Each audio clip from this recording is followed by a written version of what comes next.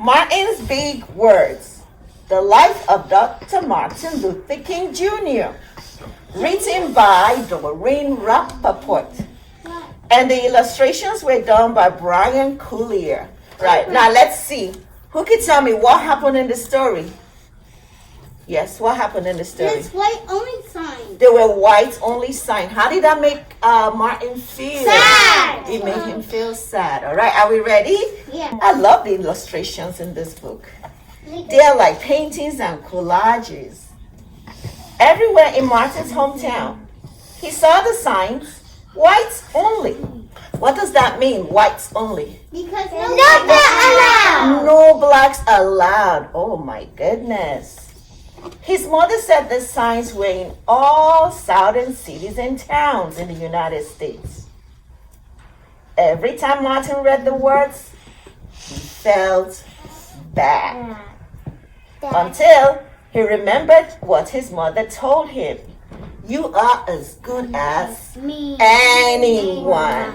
Guys, do we see the signs white only? No. Why? Why do we not see that sign anymore? Because Dr. King told him to stop it. Dr. King told them to stop it.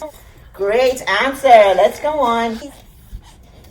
In church, Martin sang hymns. He read from the Bible. He listened to his father preach. These words made him feel good. When I grow up, I'm going to get big words too. We have a big word. What's our big word? Segregation. Segregation. And racial segregation is when you set people apart from other people because of their race. Because of their race. You set people apart from others just because of their race. Martin grew up. He became a minister like his father. And he used big words that he heard as a child from his parents and from the Bible. Everyone can be great. He studied the teachings of Mahatma Gandhi. Do we remember who that is? Who's this? So he was listening to the preaching of Mahatma Gandhi. He's old. He is old, but he's very wise because he taught people not to fight with weapons, but to fight with their words. He learned how the Indian nation won freedom without ever firing a gun. Martin said love when others said hate. Hate cannot drive out hate. Only love can do that. He said together when others said separate. He said peace when others said war. Sooner or later, all the people of the world will come to discover a way to live together. In 1955, on a cold December day in Montgomery, Alabama, Rosa Parks was coming home from work. A white man told her to get up from her seat on the bus so that he could sit. She said no and was arrested. All right, so who is this? Rosa Parks. What happened to Rosa Parks? He got arrested. Why was she arrested? Because he didn't want to get on a seat. She didn't want to get up from her seat. Hey. Montgomery black citizens learned of her arrest. It made them angry. They decided not to ride the bus until they could sit anywhere that they wanted. For 381 days, they walked to work and school and church. They worked in rain and cold and in blistering heat.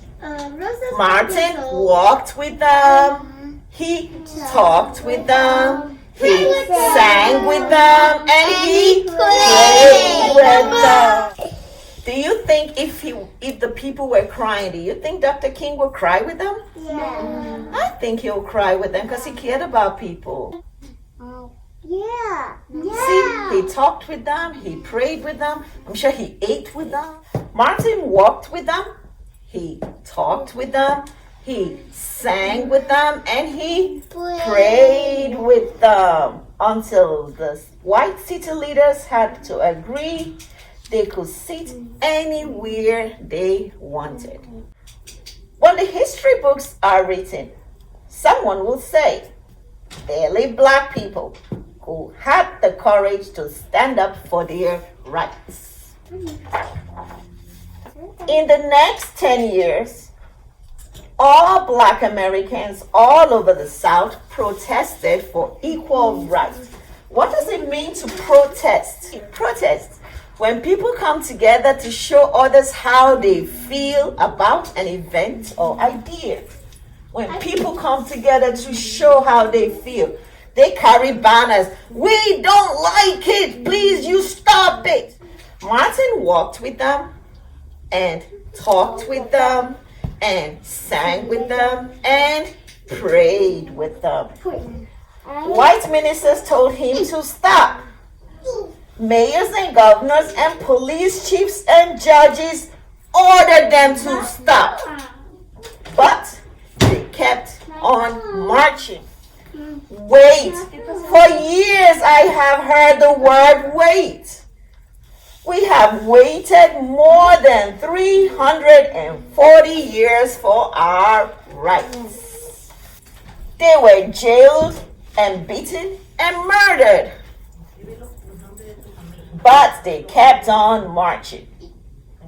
Some black Americans wanted to fight back with their fists. Martin convinced them not to by reminding them of the power of love. Love is the key to the problems of the world. Many white Southerners hated and feared Martin's words. A few threatened to kill him and his family. His house was bombed. His brother's house was bombed. But he refused to stop. He said, remember, if I'm stopped, this movement will not be stopped because God is with this movement. The marches continued. More and more Americans listened to Martin's words. He shared his dreams and filled them with hope. I have a dream that one day in Alabama, little black boys and black girls will join hands with little white boys and white girls as sisters and brothers. After 10 years of protest, the lawmakers in Washington voted to end segregation. Wow! No more segregation, right? The white-only signs in the South came down. Dr. Martin Luther King Jr. cared about all Americans. He cared about people all over the world. And people all over the world admired him. In 1964, he won the Nobel Peace Prize. He won it because he taught others to fight with their words and not their fists. We fight with our fists? No. No, we fight with our words. Mahatma Gandhi said that too, right? Martin went everywhere people needed help. In April 1968, he went to Memphis, Tennessee. He went to help garbage collectors who were on strike. He walked with them, he talked with them, he sang with them, and he prayed with them. On the second day there, he was shot and he died. His big words are still alive in us today. The end. What big words do we think about when we think of Dr. King? What big words?